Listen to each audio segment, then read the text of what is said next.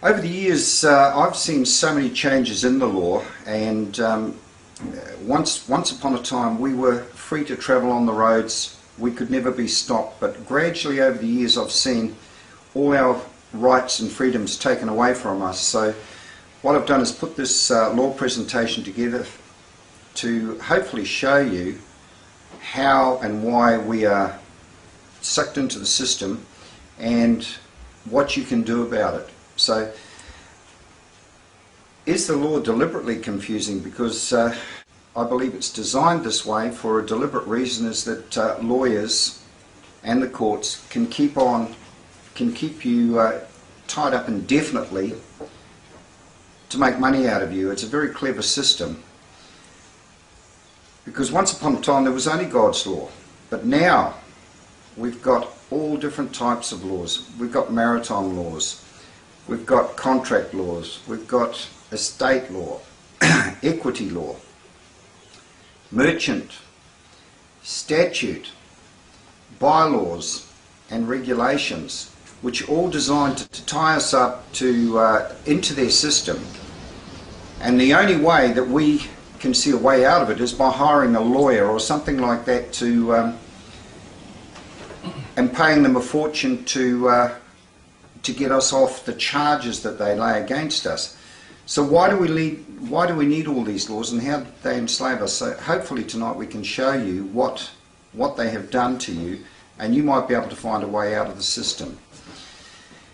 Now, a lot of the clues are contained in the Bible, and I've taken things from the Bible, and 1 Samuel 8 verse 1 to 22, it tells you in there how they do it, and it says, "They will take 1/10 of your sheep, and ye shall be his servants." Now, it's a bit vague there, so let's look a little bit further.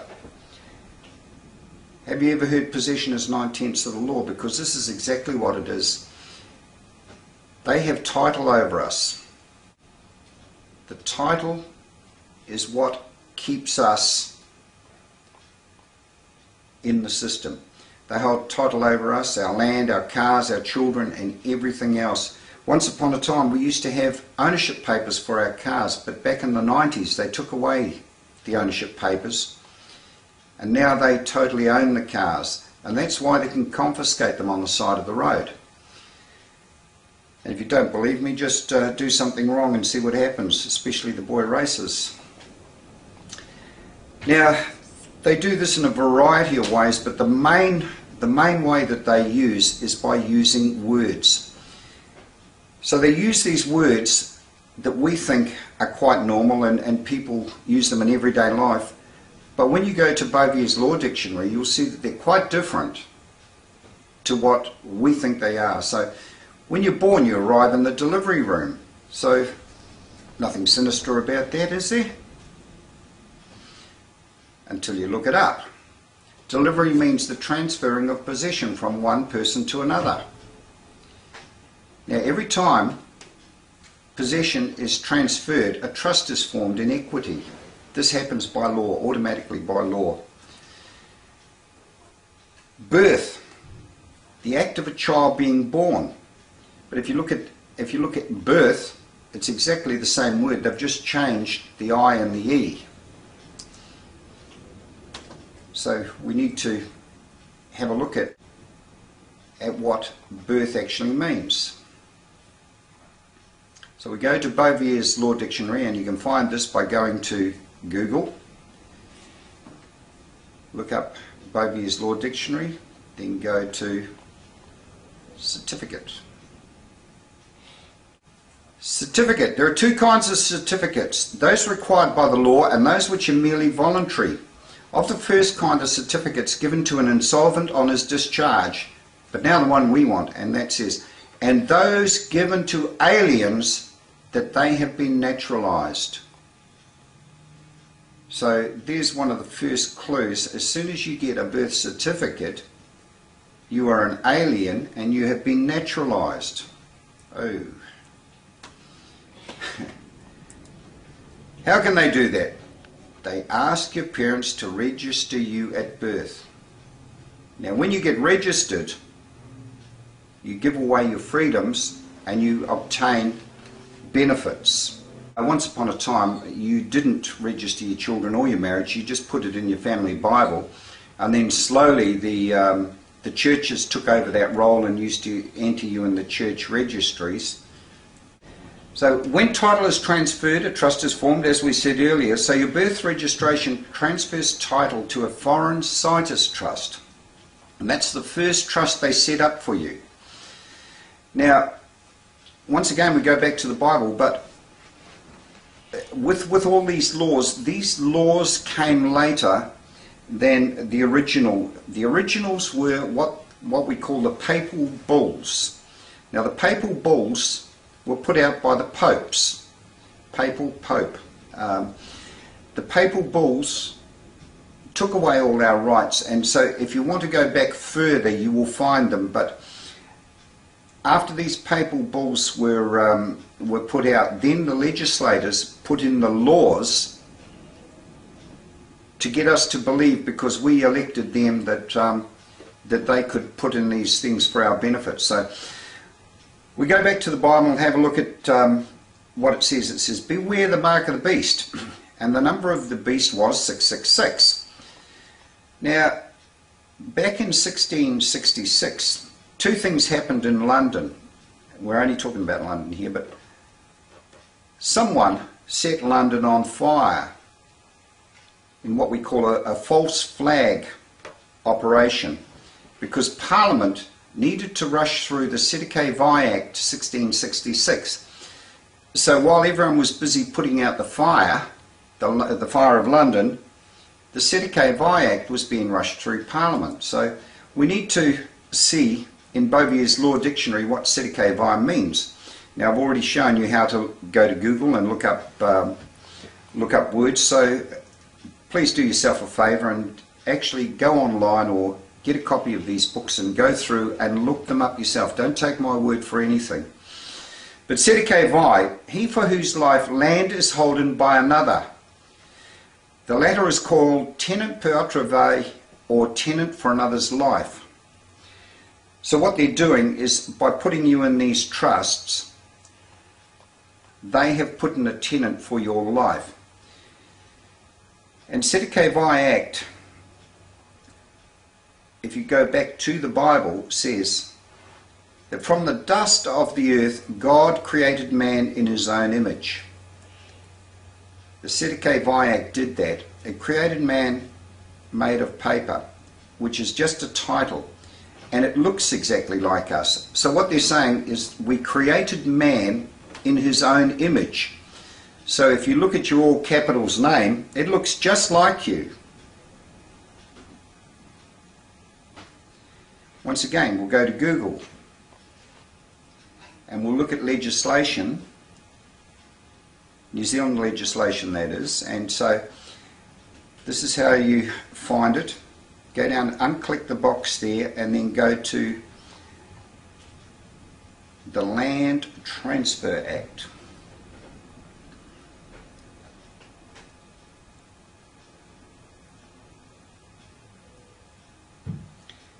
And you might find something very interesting in the interpretation here. Land.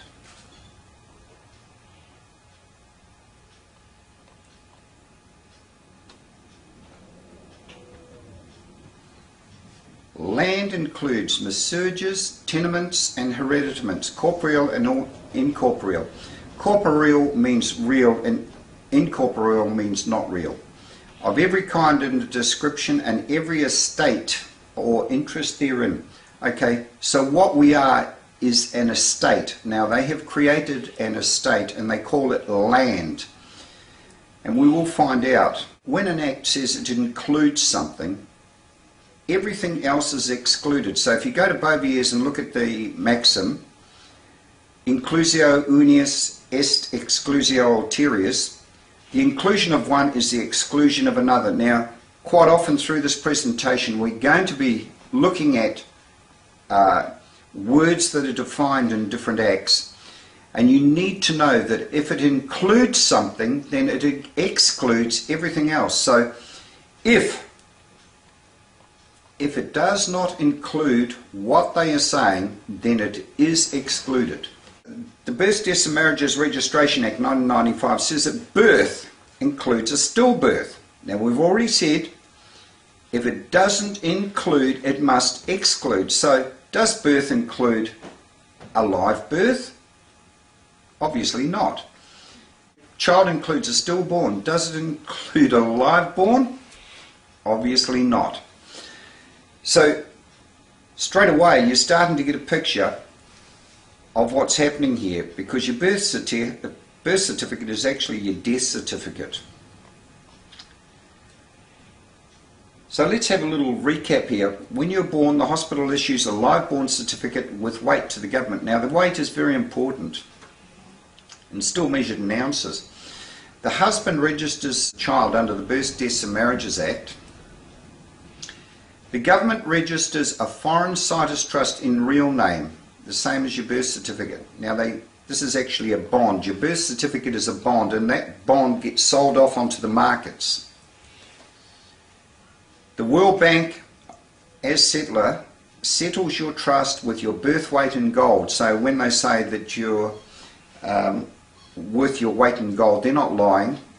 Okay, they sell that bond off onto the markets, and it is in gold.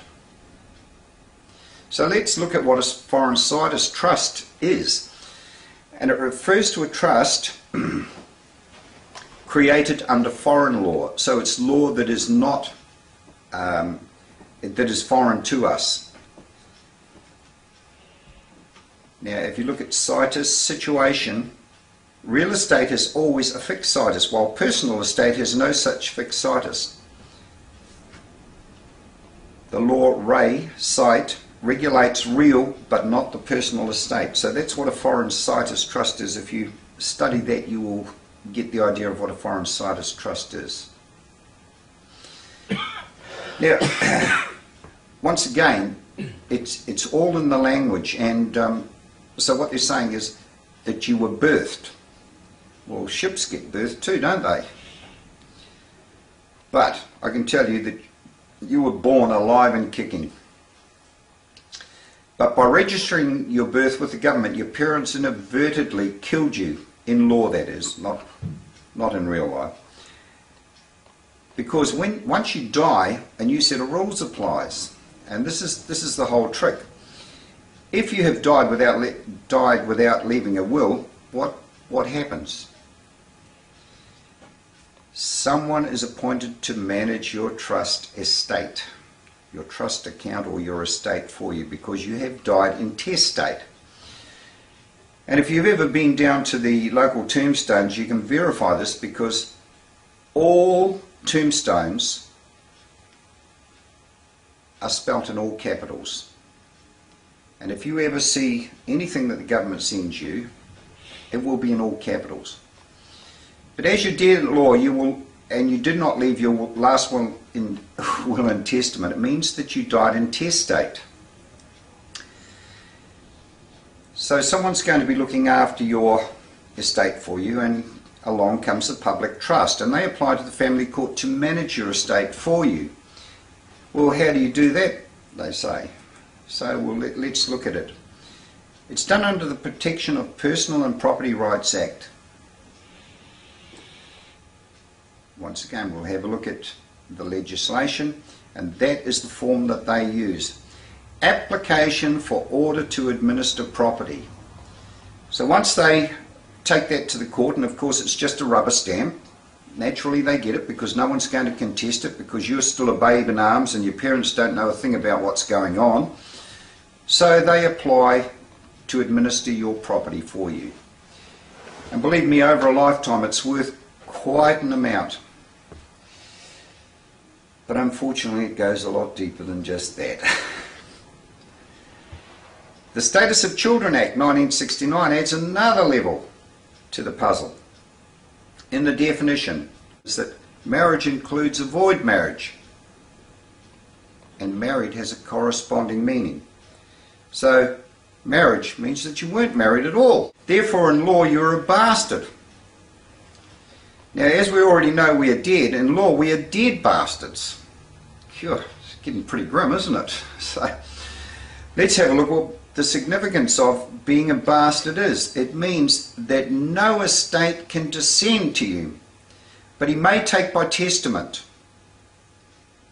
Okay, you may take by testament, but you must obtain a name by reputation. Now, unfortunately, if you've gone and got yourself baptized, you've gone and proved again that you've given your soul away to the devil once again by being baptized.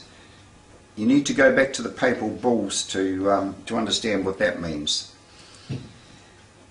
So statute has removed your right to inheritance, but because the law is all false and nothing is real, and they actually tell you this, that nothing is real, they tell you that everything is just an act. Well, what do actors do? They act, and every one of them is an actor. The politicians, the judges, the lawyers, they're all actors, and they're very good actors. And when they say, this act empowers me to do this and that and the other, so, well, my Weet-Bix empowers me, because they are all actors. And not so long ago in court, I hopped up to speak for one of my friends in court, and the judge was giving him a bit of a hard time, so I thought I'd step up and give him a hand. And the judge says, "You have no right to speak in here." Well, I said, "Well, absolutely I do, Your Honour." And I said, even if being a sovereign doesn't give me that right, under your law, Section 82 of the Lawyers Act allows me to become a Maori agent.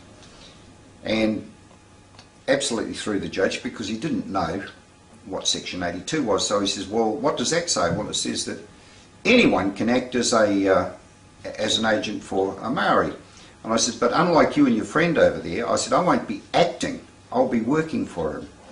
Well, the judge and the lawyer had a little snigger, but the gallery absolutely erupted. So anyway, that tells you that the law is just an act, and so therefore there must be a remedy.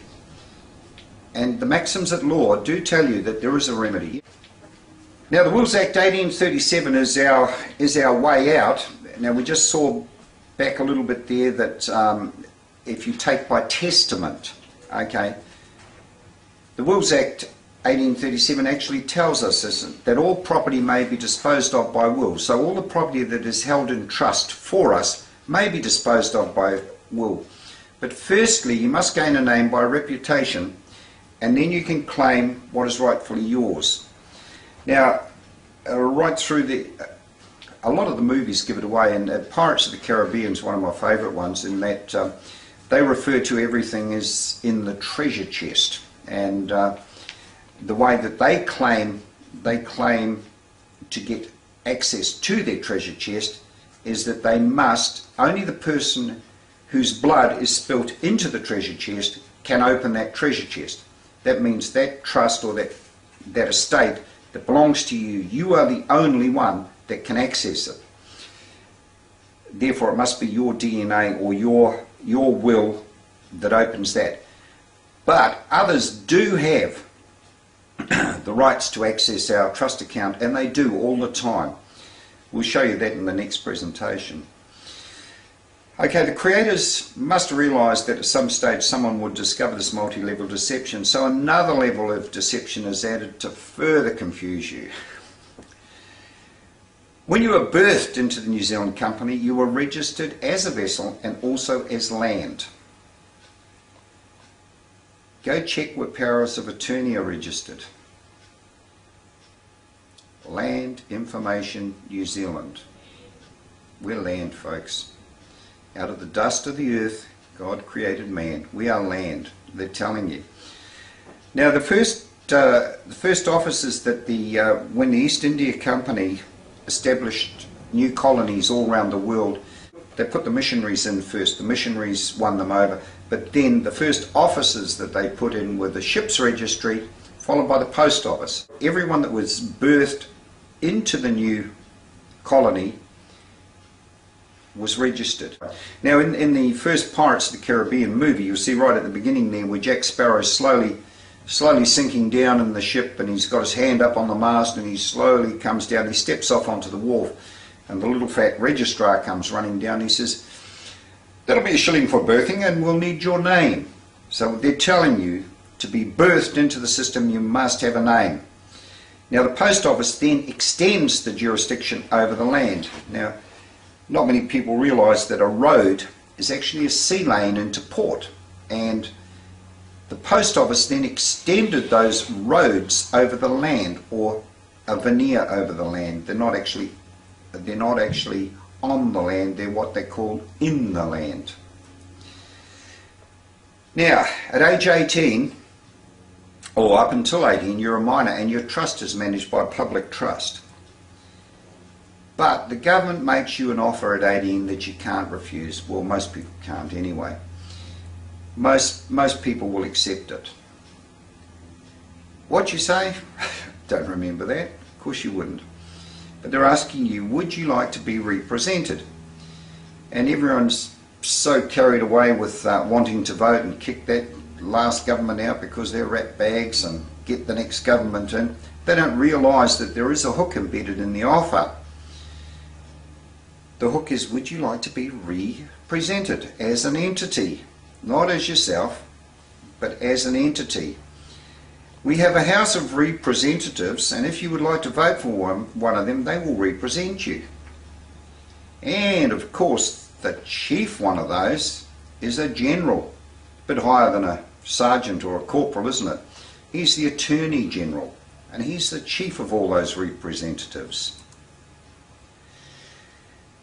Now let's go a little bit further into the law, and once again go to Google, look up legislation and look up these things for yourself. Do yourself a favour, don't just take my word for any of this. But the title of this act should wake you up to the fact that you are regarded as property. Section 22 of the Property Law Act says persons between 18 and 20 years may do certain things. A person who is 18 years old or older may execute a deed, appoint an attorney to act or do anything that that person himself or herself can do, accept appointment or act as an attorney. Whoops! As the Wills Act 1837 told us that everything could be disposed of by will and that we could appoint a power of attorney, why would we want to vote then? The Property Law Act section 22 tells us we can appoint an attorney, our own power of attorney. But now we're stuck. At age 18, you're going to add value. When you sign your IR 330 form to register as a taxpayer, the title is once more transferred, and when a title is transferred, another trust is set up. Now this is the all capitals name that we're now familiar with. But there is a balance, luckily. The Foreign Situs Trust created by your birth holds all your inheritable property. So they have to put a balance in there. They create another vessel to trade with. This is the all caps entity they use to plunder your property. Now, have you noticed that whenever you receive any letters or communication from a government department, it's always in capital letters? Now, it's addressed to your estate, not to you. But because it looks like your name, because it was created in the image of you, you absolutely believe it is you. So you naturally open it, don't you? But should you? If it's addressed to a trust or an estate, are you the trustee of that trust or that estate? I can assure you you're not. You're a beneficiary, or you could be a beneficiary, because it was set up on your behalf and you're the only one that adds value to it, because it ceases when you cease to exist. But who was the settler? The World Bank, of course. And who is the trustee? public trust pretty much run it up until you're 18, but then lots of people get into it. But once you've given your rights over to the politicians or to the representatives down there in Wellington, they're pretty much the trustees. So why is there the need for such deception? The New Zealand company borrowed money from the international bankers to establish the colony and had trouble repaying the loan. Now this isn't just New Zealand, this is worldwide. Every country that was taken over by the bankers, they are the ones who issued the money to the people to colonise all the different lands. And now, in our case, it was the East India Company. The result was that the international bankers put New Zealand into bankruptcy in 1933, and the government agreed to make the people of New Zealand as collateral for that debt. Now, there was another act that came out around that time too, was the 1933 Coinage Act, and that they also took away our gold.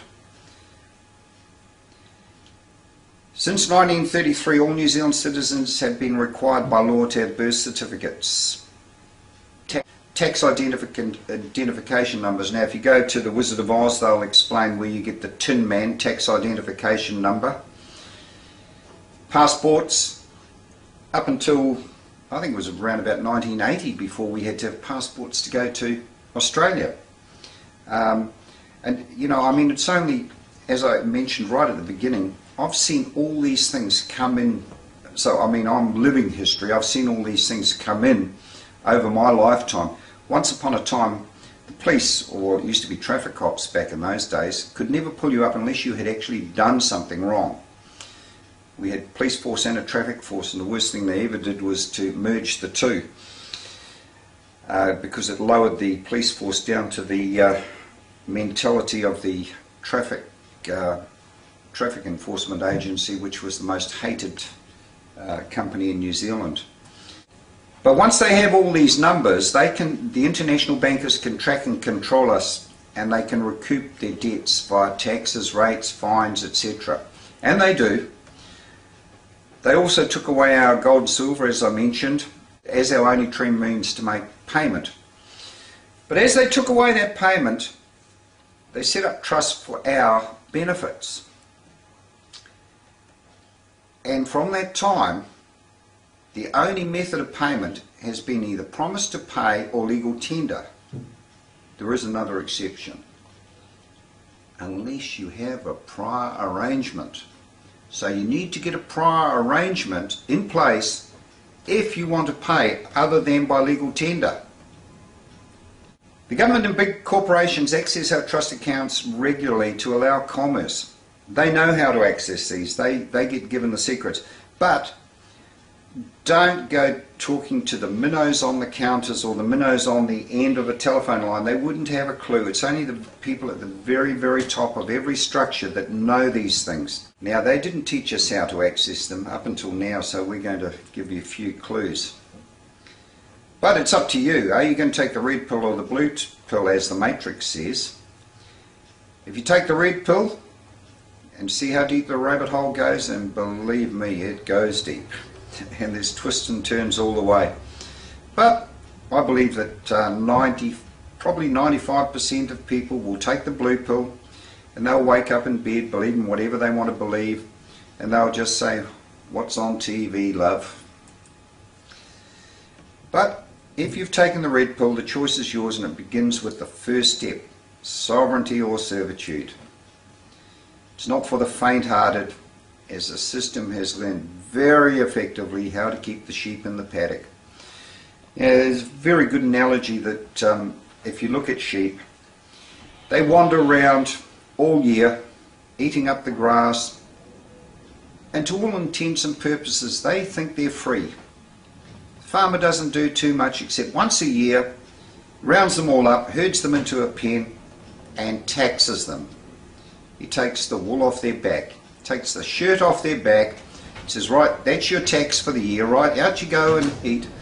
But if one of those sheep should escape and get through the fence. By Jove, does the farmer come down on him. He sets his dogs on them, rounds them up with a motorbike to get them back into the paddock.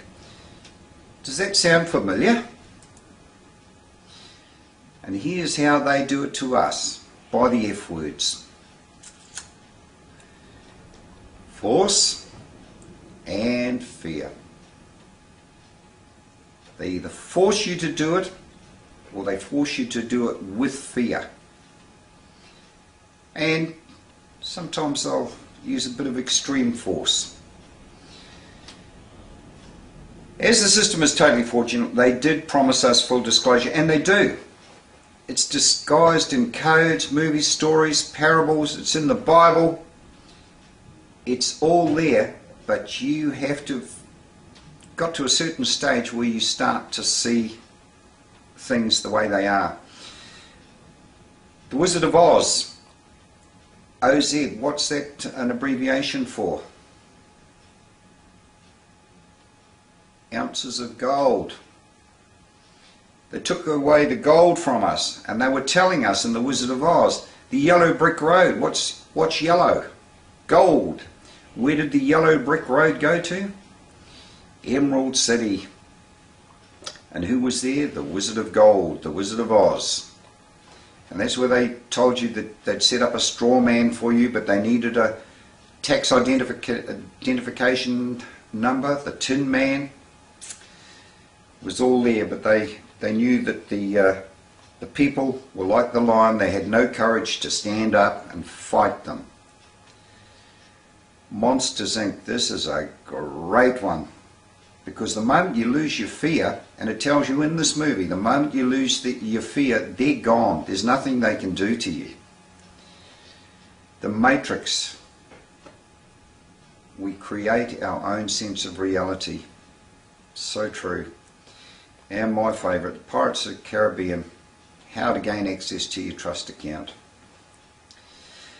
But it's only you that can overcome that fear and take the first step. I can't do it for you, but hopefully, if you're watching this, you may decide it's for you, you may not. Choice is yours, red pill, blue pill. You will need to turn off the TV because it's the biggest distraction out. And if you go right back to the Roman Empire, what they used to say there, keep them entertained. Throw another Christian into the lions. Winston Shrout has been a great help in this walk. His DVD sets are very good, well worth investing in, or seeing if you can watch someone else's. Learning the words is absolutely crucial. Understand, every time anyone uses this on you, what they're saying is, do you stand under me? If you stand under me, then I have power over you. But if you don't understand me, I can't do anything to you. Because they need your permission. So if you say, yes, I understand, I stand under you, you've given them permission. It's quite simple. May not seem like it, but everything they do, say or send you is an offer. Now that's the hard part to fathom out. Everything's an offer, and you've got to fill it out or accept it the right way. But learn to accept their offers, honour and dishonour. It's a very simple process. When they make you an offer, if you argue, which most people do, or agree, or go silent, you have dishonoured their presentment. It's quite hard to get your head around this, but you can accept their claim conditionally. Say, thank you for your offer. I'll conditionally accept what you say is correct, but now can you give me some proof? And most times they'll come up short, or they'll use the F words on you. Force and fear. But it keeps you honourable and stops them in their tracks when you do this sort of thing. The very next thing they try is fear or force to get you to accept their contract. Do it all the time. They'll threaten you. If you don't do this, I'll arrest you, I'll fine you, I'll take you to court, I'll take your car from you, I'll do this, I'll do that. Conditionally accept that and say, prove it to me. And this is a good one. I love this. This is the international surrender threat. The moment you do that, I use that all the time, and boy, they hate it. Absolutely hate it. It stops them in their tracks, I can tell you. It absolutely stops them in their tracks. You say, oh, I'm so threatened, I'll do anything you say. But ask them politely if anything signed under duress will stand up in court. And I can tell you, once you start standing up to these people, now the last one I had was a dog person. She went away and got her big boss, and he came out, and the boss had a junior with him who started making all sorts of things, and I, threat. Well, the boss threw him back into the car. He says, get back to the car and shut up. Because they know how far they can go. The ones at the top know how far they can go. Okay, so how are you going to do this? The first step is to capture your trust by putting a lien on the title. Okay, as I told you right at the beginning, they have got title over us. And it's that title that they use to control us. So you accept your birth certificate and return it to them. You register on the PPSR. This puts a lien on your property. You register yourself to issue bonds and other securities. You need to issue bonds because when you go into court, the judges are bonded, and unless you can bond them with your bond, then they can't do anything. It's their public liability insurance. So you must be able to bond them. Once they know that they have a bond in place and they're not going to get done, then they will do things for you. What we'll be doing in the next video is we'll be looking at the banking system and seeing how you can access your trust account and further steps on how to take control of your life.